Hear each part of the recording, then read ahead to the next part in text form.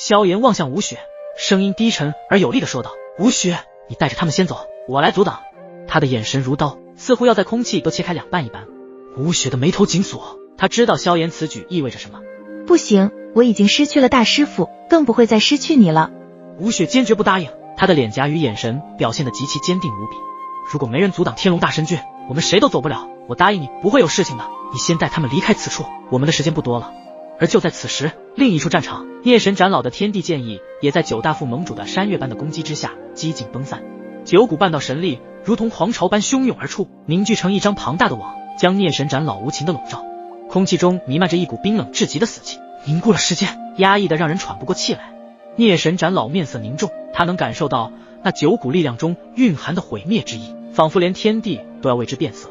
他的剑意如同风中残烛，摇曳不定，却依旧执着地抵抗着，不肯轻易消散。游戏该结束了，本以为你有什么强大的手段，看来也不过如此，真是高看你了。其中一位副盟主一脸嘲讽，随后他们也不再与之浪费时间，他们爆发出9道庞大的神力，犹如山岳，沉稳而强大，不可抵挡。9位副盟主身形挺拔，气势如虹，他们的目光冷冽，手中神力汇聚成9道光芒，宛若天穹之下最耀眼的星河，一同朝孽神斩老压下。剑意与山岳之力最终相撞，天地间仿佛响起震耳欲聋的轰鸣。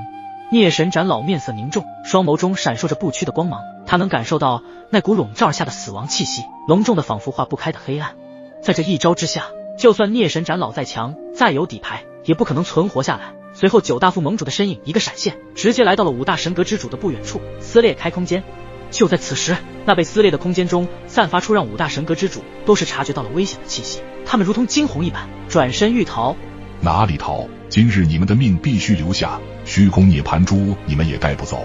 9道光束对着5大神阁直射而来，如果一旦被击中，那么他们必当陨落。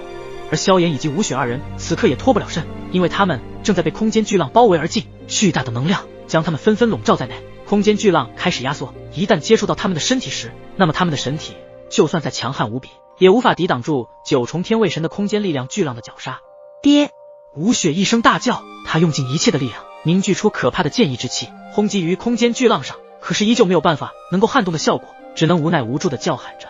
此刻，萧炎眼见空间巨浪压缩越来越小，恐怖的火海席卷而出，令得这片天空间充满了色彩，无比的壮观，试图与空间巨浪的压缩进行激烈的对抗。可想而知，萧炎此时的额头上冷汗冒出，身躯不停地颤抖，恐怕也支撑不了多久，毕竟对方的实力远超自己。然而就在5大神阁之主即将被那9道光束，在他们的前方出现了刚刚被他们轰炸的孽神斩老的身影。现在的他身上全身是血，就连脸上都是被鲜红的血液遮盖，根本看不清他的容貌。我说过，你们都得死。一道低沉声音自孽神斩老的喉咙间传出，随后刚刚那一轮太阳也变成了一个巨大的黑洞，在9大副盟主的身后出现，其恐怖的吸力仿佛要吞噬一切力量。黑洞边缘的光线扭曲变形，形成一道道诡异的光环，犹如毁灭世界的入口，引诱着一切万物都进入他的怀抱。孽神斩老眼中闪过一丝决然，他知道这是最后的时刻。他的剑意与自身的气血融为一体，化作一道耀眼的剑光，直冲那道黑洞之中。在这生死存亡之际，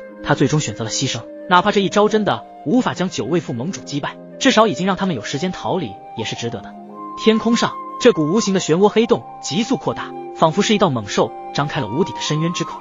黑洞的边缘闪烁着锋利如剑的光芒，那是天地道法，化作一道道剑影，凌厉刺骨，却又透着一丝苍凉。9大副盟主屹立于天地间，他们身披奢华的金色衣袍，面容坚毅，眼中闪烁着异样的光芒。他们的气势如同9座山岳般姿态，稳稳地屹立在天地之间，即使面对的是半道神的牺牲，他们也毫不动摇。那位齐副盟主，他的双眼中闪烁着一股杀意光芒，似乎已经看透了那孽神斩老的意图。老匹夫，真是给你脸了，你们去拦住5大神阁之主，不要让他们逃脱，这老匹夫就交给我了。齐副盟主一声怒喝，声音如同雷霆，震撼云霄。齐副盟主一声令下，其他8位副盟主如同离弦之箭般冲向5大神阁之主的方位。而其副盟主，这位平日里冷静沉着的领袖，此刻眼中却燃烧着熊熊烈火，旋即双目紧闭，突然之间手掌猛地挥出，结印成诀，空气竟是在瞬间被撕裂，一股强大的道法之力如狂澜海啸向四面八方疯狂扩散。他的周身光与影交织，道法凝聚成型，化作一只巨大的掌印，朝着那漆黑的黑洞狠狠拍去。巨大的道法掌印如同天外来物，轰然砸在了黑洞之上。在那一刻，天地似乎失去了色彩，而那片空间也仿若被吞噬了一般，化作了一个真空的裂隙。四周的景象瞬间变得扭曲，仿佛连时间和空间都受到了影响，呈现出一种诡异的静止状态。黑洞被震撼，仿若无声的咆哮，在那瞬间被剥夺了所有力量，空间撕裂，无边的能量狂澜如海啸般冲击着四周。随着其中那2股能量的冲击下，周围的任何力量都被无情地排挤出去，只留下一道道残影和连绵不绝的能量爆破之声响彻其中。